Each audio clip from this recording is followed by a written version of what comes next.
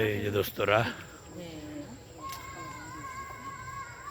এই হলো আমার ছোটবেলার স্মৃতি বিজড়িত রেশম কারখানা ক্যাম্পাস।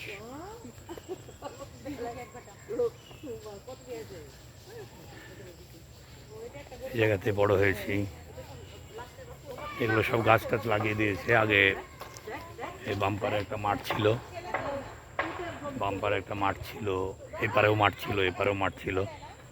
তো এই মাঠে আমরা খেলাধুলা করতাম।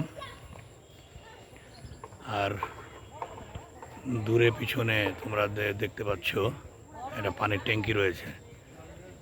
ওই পানির ট্যাঙ্কি দিয়েই সেরিকালচারের মধ্যে যারা স্টাফ ছিল সেই স্টাফদের বাসাতে পানি সরবরাহ করা হতো আর কি। এখন লোকজন বসবাস করে না। এগুলো হলো তুতের গাছ।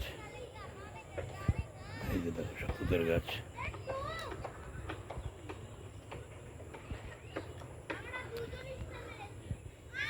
তোমাদের কেমন লাগতেছে তুতের গাছ?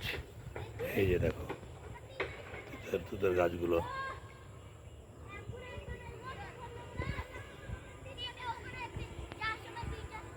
ধন্যবাদ সকলকে। আমার জন্য দোয়া করো সবাই। আসসালামু আলাইকুম।